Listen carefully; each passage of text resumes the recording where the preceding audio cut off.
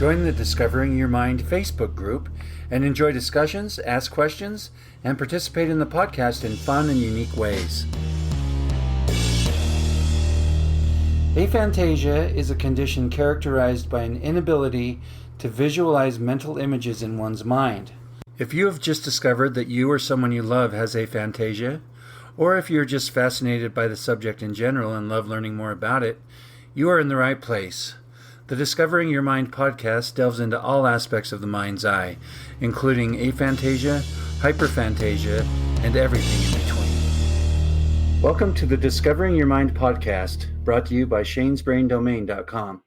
I am your host, Shane Williams, also known as Shane's Brain, and today we're talking to the one and only Donna Jensen, who just happens to be my sister. I'm the very lucky. All right. Fantastic. Well, why don't you tell us a little bit about yourself, what you do for a living, and what you like to do for fun and those sorts of things? Okay. Well, I've been in accounting for over 30 years. I'm getting a little bit tired of it. I'm thinking about changing my career to just go work in the flower shop. Sounds good. Can I join you? Yes. I love to watch sports. Me and my husband Carrie love to go fishing on the weekends. I really like to work out. I do some singing. We have our own karaoke equipment, so that's fun. All right. Would you like to do a number for us now? Nope. All right. My monitor's not set up. But thank you. In this episode, we will be referring to what we call the Apple graph. If you would like to view the Apple graph to play along and better understand what we're talking about, you can find it on shanesbraindomain.com in the Aphantasia and Beyond section. If you are unable to view the Apple graph for whatever reason, it is a graph divided into 6 sections. In the number 6 section, there is a very detailed image of a red apple. In the number 5 section, it is the same image but with less detail. Number 4 is still in color but has less detail and more basic shapes instead of detailed hues and gradients. Number 3 is the less detailed apple but in gray tones without the color. Number 2 is a simple outline of the apple. And number 1 is blank, indicating no visualization whatsoever. This is called aphantasia. Okay, so let's just get started here. The first thing I'd like you to do is imagine a red apple in your mind. Okay. All right, now take a look at that apple graph that I sent you. Okay. Now, which one of those best represents what you saw in your mind's eye? Number 2. Number 2. Yep. All right. So that's what I've always been calling almost aphantasia. But it turns out they've actually given it a name now. Did you know that? I didn't. It's called hypophantasia. Hypo meaning low. But anyway, so I'm going to read kind of a definition that I've put together based on the research that I did. I didn't find like a real good description of it, so I kind of pieced one together. So I'm going to read this definition for hypophantasia, and you can tell me if that sounds about where you're at, if you fit in there. All right. Hypophantasia is characterized by a low visual imagination. People with hypophantasia have described experiences where visual imagery is sometimes completely absent, or sometimes the visual imagery is vague and fleeting. They also report only experiencing very brief flashes of mental images or struggling to create mental images in their mind. That's exactly it. All right. Sometimes when I get images and it's a lot of outline, it's very fleeting. It goes really fast. Okay. All right. So we have our first hypophantasia person on the podcast. That's exciting. Nice. Okay. Next, I want you to imagine a horse in your mind. Okay. Is it like looking at a picture or more of just a thought or something else? It's kind of an outline, a lot like the apple, but now it's gone. All right. Just out of curiosity, can you get it back if you try? Yep. It's back, everybody. It's back. It's like that definition was great because that's what it is. I see the outline and then it's gone. Oh, interesting. All right. What about this? Is it better with your eyes closed or your eyes open? Closed. Can you do it? Can you do it with your eyes open at all? No. Would you say that you see the horse in your mind, or is it projected out in front of you? It's in my mind. So is the image solid or transparent? It's transparent. Okay. Can you describe that anymore? Well, it's just like an outline. So I can see a faint outline of it, but the rest is dark. Okay. I don't see color or anything. Would you say it is 2D or 3D? 2D for sure. Is the image still, or is there any movement? It's still. Can you give it movement? Can you like make it run, or can you make it do anything? Nope. I'm thinking about it, but it's not moving. Is the horse isolated, or is there a background? It's just isolated. Can you conjure a background if you try? Can you put a tree in there with the horse, or a fence or something? Not really. I mean, I'm thinking about it, but I don't see it. Okay. Does that make sense? Oh yeah, it makes perfect sense to me. That's how all of it is to me. Can you put a birthday hat on the horse? No. If the horse made a sound, could you hear it in your mind? No. Just for a little bit more description of what you're seeing, what does the horse look like? Is it like a side shot silhouette type thing? Can you describe it a little bit more? Mm-hmm. Yep, I'm looking at it from the side. And it's just an outline. There's no detail you can't see. Can you see an eye or a mane or anything? Nope. Okay, now I want you to imagine a cup on a table that you accidentally knock over. Okay. All right, can you tell me what type of cup it was? Nope. Did you get any visual with that one at all? A cup laying on its side. Okay, so you just went to the end. Yep. Skip to the end. Yep. All right. Can you tell me what type of table it was? I didn't see a table. Okay. Can you tell me how the cup got knocked over? Nope. When the cup tipped over, did anything spill out of it? Nope. It was just laying there on its side. So it didn't appear, there was no movement or anything, right? It just, all you saw was cup tipped over. Yep. Was it also an outline, or was it a little more detailed? No more detail. And I didn't see this one as good. What about sound? Did the mental image have any sound? No. Do you have an inner monologue? Yes.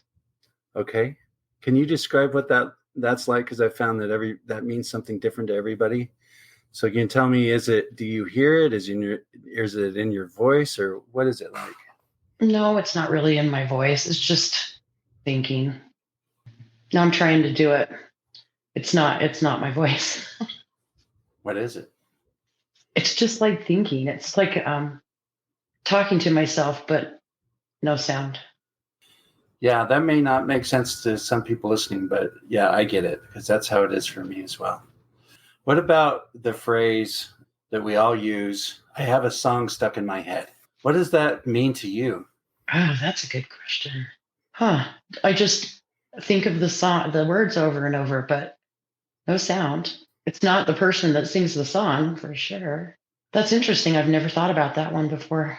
But you do have songs that get stuck in your head, right? Yes, but it's still that same inner thinking. Now I want you to imagine a chocolate chip cookie in your mind. I get the same thing as the others, just the faint outline. Can you smell it in your mind? No. Can you taste it in your mind? No. Can you touch it in your mind? No. Can you believe a lot of people say yes to those questions? I can't believe it. Especially the tasting one. That one just blows my mind. Yeah, it's crazy. When I first discovered the people could picture things, I still had a very basic idea of what that meant, right? Because I'm going from nothing, so I'm thinking, oh, you can see a picture, and I'm just thinking, oh, it's like looking at a picture. I had no idea that it was so in depth and detailed, and that all the other senses were involved as well. It's crazy. That is crazy. In this episode, we will be referring to what we call the nature picture. If you would like to view the nature picture to play along and better understand what we're talking about, you can find it on shanesbraindomain.com in the Aphantasia and Beyond section. If you are unable to take a look at the nature picture, it is a picture of a grove of tall trees with the sun shining brightly through the trees. There is a blue camping chair next to a peaceful flowing river with a campfire nearby. All right, now I would like you to take a look at that nature picture that I sent you. Okay. Can you put yourself in that picture? No. Okay. I'm so maybe to elaborate on that a little bit, I can kind of look at the chair and imagine myself sitting in it, but I can't see that. If you can, try and describe that a little bit more, because that's definitely more than I could do. Like, I can't even begin to put myself in that picture at all. So if you can try and describe that a little bit more. Well, let me see if I can put this into words. It's kind of almost like I can think project it. I don't know how else to put it. So I can imagine, that's in quotes, me in that chair, but I can't see it. I don't know how else to explain it. I can imagine it. Okay. Is there any sort of feeling attached to it? Do you feel relaxed? Do you kind of get the feeling of you're in the outdoors or anything like that? Or is it just a very vague? Yeah, that's it. Relaxed and sitting in the warm sun. I can't feel it. I'm just thinking about it. It's again kind of the same thing. It's just a thinking without seeing. Okay. Well, that's interesting that you said you could kind of feel the sun. Any other senses coming alive when you imagine that? Can you hear the river? Can you smell the campfire? Can you feel the chair that you're sitting in? Anything at all like that? I can't smell anything, but I can kind of imagine the river. So you weren't hearing any sounds at all before, but now you can kind of imagine the river. Let me ask you this. Is the experience of trying to put yourself in that picture different than just imagining a horse? Is there a different experience happening? There is a different experience. And maybe it's because I've done those things and I enjoy that, sitting in the chair by the water. Maybe that's why I can do that one a little better. Okay. Would you say that happens with other things? Like, for example, we've done a horse, we've done a cup, we've done a chocolate chip cookie. Were any of those better experiences or different experiences based on the familiarity or desire or anything that you have associated with those things? Yeah. The cookie was better. It stayed a little bit longer. But this nature picture I did a lot better with that one. It's interesting. Yeah, I'm really glad I added that in, because it has given a lot of extra insight, especially with you, because a lot of the other people are highly visual. And so it's it's still interesting because some of them see themselves in it and others feel like they're there. And so you do get a lot of different details there. But I'm really trying to figure you out. I'm trying to ask the right questions to try and figure it out. We've talked a little bit about all the five senses here. Which one would you say is the most powerful or prominent? Wow, that's tough. I really have I guess maybe the sound. Really? More than visual? That was what I was trying to decide between. It was probably about the same. I'd say those two are the strongest. There's definitely no taste. Share the gift of laughter with your children and grandchildren with books full of funny poetry and silly stories by Shane D. Williams, available on shanesbraindomain.com. In general, when you close your eyes, what do you see? Nothing. It's just dark. How often would you say visuals are attached to your thinking? Only when my eyes are closed. I can never do it when they're open.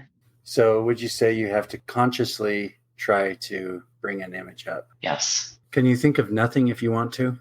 Boy.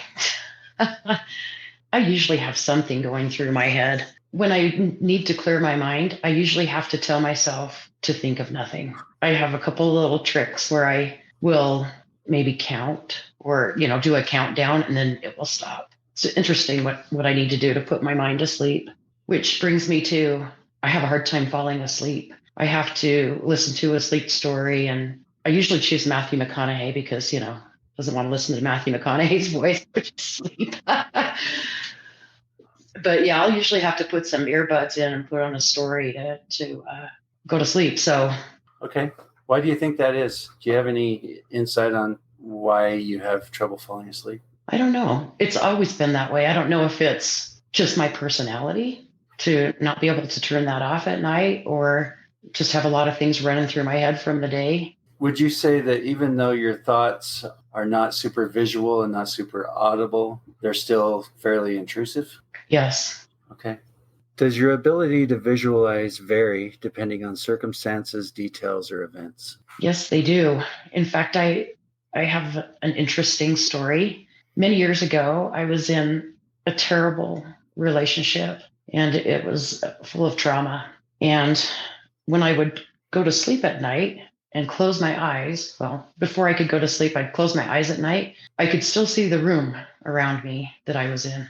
And I never thought about how I couldn't visualize anything else back then at the time until I heard about this. But I think it was my mind protecting me and thinking that I needed to see all of my surroundings and to see what was going on. And it went on for years. And it didn't matter where I was. I could be in a hotel room that I'd never been in before, and I'd close my eyes and still see the room. And as I was talking to you about this earlier, it was in color, which is something that I don't do. And it went on for many years, and now it's gone. The trauma left, and it doesn't happen anymore. What do you think about that one? Yeah, that is so interesting. That's something that I don't know. We need like a team of researchers or something to try and figure that one out. But I'm going to try. And see if we can come up with something. Well, it's like I said, I didn't realize that I didn't visualize things before. I'd never thought about it. Yeah. So when it happened for the first time, did it surprise you at all? Or did it you just went along with whatever was going on? I just went along with it. It just made me feel better, and so I didn't question it. Then when I got in a good relationship and the trauma was gone, it went away. How detailed was it? You said it was in color. Was it super detailed? Was it like just looking at the room with your eyes open? Yep. It was like the light was still on and I was still looking at the room. Okay. So you have some traumatic experiences. This begins to happen. And did it comfort you? Was it effective? Yes. Yeah, it went on for many years. So it sounds like your brain's got your back. Yep. As I think more about it, that's what it was doing. It was comforting me, and that was the way I worked through that, I guess. And that's really cool and really awesome to think about. So can trauma change the way we visualize? Or, is the brain going to go ahead and say, you know what, I'm going to break the rules here for a second and help Donna out because she's been through a lot. And I know this is going to work and I'm going to do this for her. It reminded me of a conversation I just had a little while ago with our cousin, Sarah. And she described kind of the opposite because she's highly visual. I would call her hyperfantastic. And she described that her brain has taken away some of the traumatic experiences from her childhood. So she still knows about the experience, but she can no longer visualize the experience, even if she tries to. It's been wiped from her visualization abilities, you could say. That's very interesting to me. It's like in these cases of trauma, brain will adapt and kind of be a mother figure or a father figure in some way and just kind of take care of us. Right. And it's just still interesting to me why my brain did that one. It's so unusual. I still wonder why it picked that. Why would it pick at me to see the room I'm in until I fell asleep? I don't know, but you said it worked. It did. It did. So that's probably why. Well, that Mhm. is pretty cool. That is very unique. And, as this goes out into the world, I hope we maybe find some other people with similar experiences. That would be nice to hear. Yeah, that would be interesting. I'd like to hear if anybody had anything similar. Okay. Do you tend to visualize things you've already seen before, or do you tend to create new and unique images in your mind? I for sure don't create any new images in my mind. If I do, if I can visualize something, which is usually an outline, it's something I've seen. All right, let's talk about reading. When you read a novel, is it like a movie in your mind or something else? No, just words on the page. But you like reading, right? I do. I don't do it as much as I used to, but I do. Can you tell me what it's like? Is there any visualization happening at all? Is there any sounds? Is there any voices? Is there any narration? So this is going to sound like a recurring theme, but I'm reading Matthew McConaughey's book right now. And now that you say that, I kind of hear him reading it. Oh, cool. That's interesting. Maybe that's because it's an autobiography and I know his voice. If I'm just reading another book, it's just my thoughts in my head. So it varies. I'm trying to pin down the audible thing with you a little bit more, because on one hand, in the beginning of the questions, you said, no, I didn't really hear anything. And then when I asked you which sense was most prominent, you said, sound. Sound, yeah. And now you can hear Matthew McConaughey's voice. So I want to try and nail this down a little bit more, if I can. When you say you can kind of hear his voice, on a scale from 1 to 10, how real is that when you compare it to actually hearing his voice? About a 5. Really? Okay. Yeah. It's actually pretty good. Okay. So I think we're hitting on the familiarity thing again. It feels like you can hear his voice better than some of the other things I've asked you to hear, probably because you're madly in love with the guy. Don't tell Carrie. Wait, he already knows. Now, do you think there's any truth to that, though? I think you're right. I think the more familiar I am with it, kind of like the nature picture with the river, I could hear that better than, I couldn't hear the horse make a sound, even though I know what a horse looks, but I don't enjoy that like I do a river. That's cool. That's it. Yeah, I think the more I talk to you, I think that is really one of the keys of your visualization and all the other senses as well. It really does seem to me like the more familiar you are with it, or the more you like it, the better the experience in your mind is. Yeah.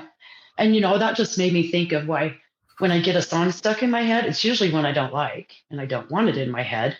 It's just me and my thoughts with a song in my head. It's not, I can't hear them singing it. Okay, that's interesting. So do you have a different experience with a song you do like? It is a little different. It's still not as prominent as like hearing Matthew's when he's reading, I'm reading this book, but I could get a little bit. So just to clarify and do this experiment in your mind if you can. Try and think of your favorite song in the world and try and hear it and listen to it, and then try and hear and listen to your least favorite song in the world. And tell me if there's a distinguishable difference. Yeah, I can hear the one I like better. Okay, we're on to something here. All right. Before we move on from reading, can you tell me about audiobooks? Do you like audiobooks at all? I do like audiobooks. Okay. Do you like audiobooks better than reading books, or is there not a difference? I like the audio ones better. Okay, why?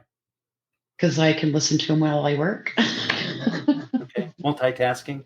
Yeah, multitasking. Okay. As far as the experience in your mind goes, is there any difference between the two? Oh, I've never really thought about that. I'm gonna go ahead and say no. Nothing jumps out at me. Well, and it's kind of cool to think about. I mean, you think about people who just love to read and read and read and read. That's why I'm sure, because they can see all Right. of it happening. And yeah. Yeah, from some of the descriptions people have given me about what happens when they read, it's like, yeah, I would read too if that happened. Right? We already talked a little bit about how you get to sleep. So I want to ask you about another kind of common phrase that we hear about in our society. What does the phrase counting sheep mean to you? Have you ever tried it?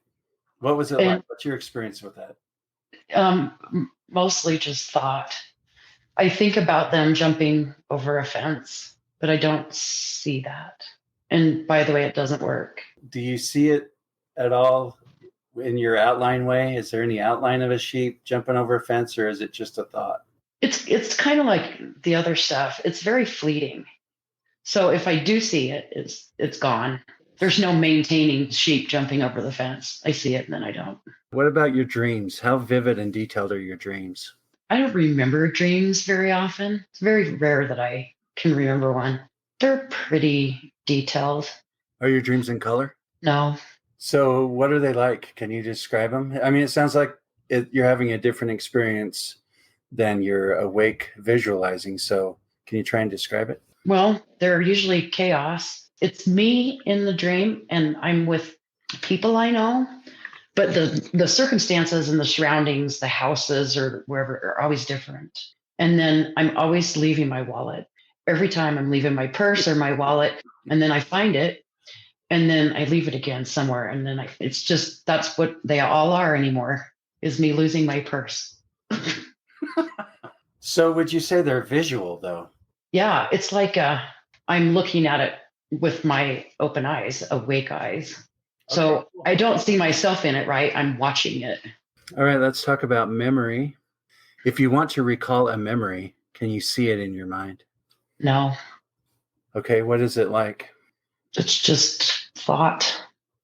Boy, that's a hard one to describe when you can't see it. It's kind of the same as the others. It's just me talking to myself about it. Is there any emotion attached to your memories? Well, when I think about them, I'll either be very happy or upset or, yeah, I mean, in that way. Since you're number two since you're hypo and not aphantasia, I'm just trying to nail down some of those subtle differences. Is there ever any visuals whatsoever? I'm trying it right now. My eyes closed. Maybe fleeting. I mean, there might have been a flash, but no, not really. What about this one? Do you experience your memories in first person, third person, or both? Or neither? It's the same as my dreams. I'm watching it happen. But you said you can't see any visuals, so how do you? Right. But I'm not in the thought. I'm outside the thought. Gotcha. Do you? See, I think it's cool though that you can identify that. So I think that's pretty cool. I'm outside watching my thoughts that I can't see. Right. Some of these are kind of hard to explain, aren't they? Yeah. Which is why this is all so cool, because everybody is so different. And again, the words are interesting aspect of it because they mean something different to everybody, right? The experience, the internal experience is different. Right. And you just made me realize too that there's a few times in this interview where I've used the word imagine, which of course that means so many things to different people, because when I imagine, it's a thought.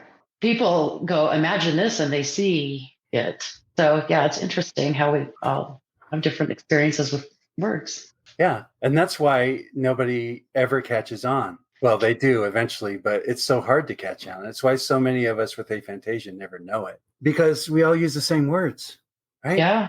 Like, I've always used the same words. I can see that in my mind, or I can picture that. Like, I didn't know, I just thought it was a figure of speech. I didn't know people were actually doing it. Right. And so even the word imagine itself, yeah, that's a big one. We all use it and we all mean something different by it. Yeah. It's just fascinating. Indeed it is. I agree. How would you describe how your mind stores information? I don't know. Wow. All right.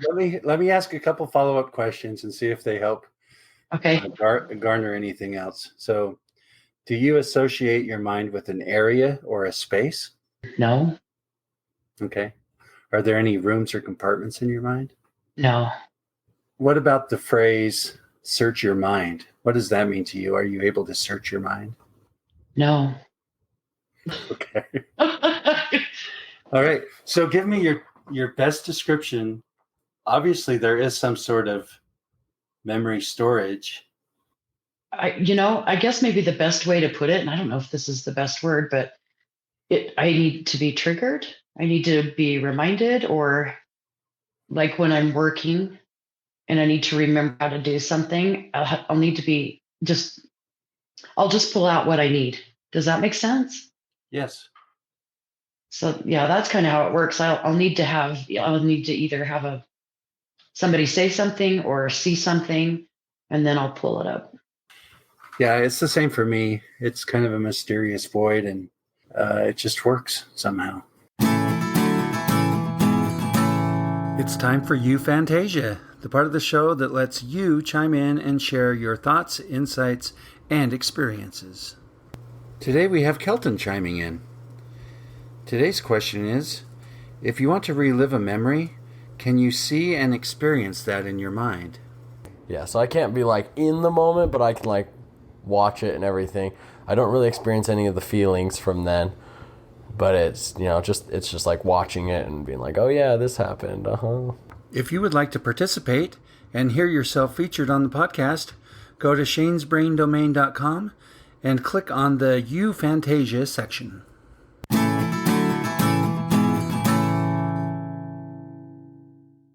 Would you say that your visualization abilities or lack thereof play a role in how you perform in your career? My career is a lot of repetition and a lot of memorizing. And I've done it now for so long that it doesn't hinder my career. It's also those made me start, after I've learned about this aphantasia, it's made me start to, because I always thought accountants are all the same, right? We all think alike. It takes a certain mind to be an accountant, I've said those things so many times through the years, and I don't believe that anymore. It's also helped me change how I deal with my coworkers, realizing that we're not all just sitting there excited that a bank wreck balances. It's helped me talk to people better and better understand where they might be coming from. So do you think that if you could visualize more, it would be helpful in your career? Or do you think it just works out great the way it is? I think it would help. So you mentioned memorization. How do you memorize something? Just repetition, just seeing it over and over again and doing it over and over again. Okay, what about your hobbies like fishing or anything? Does your visualization play a role in any of that? And it's funny, as you were just saying that, it took me back to August when we went deep sea fishing in the middle of the ocean. As you were talking about the fishing, I pulled up that memory and I could fleetingly see the ocean with nothing but ocean and no land because there was anxiety involved in that. Until we started fishing, then the anxiety went away, but I had a glimpse of that. Describe your glimpse. Was it in more detail than usual? Yeah. So in that little glimpse, did it look like what it looked like when you were actually there? Yes. It was just nothing but water for as far as you could see. Like I said, it was a great experience. It was something I never thought I would do because a vast ocean, there were 4,000 feet of water.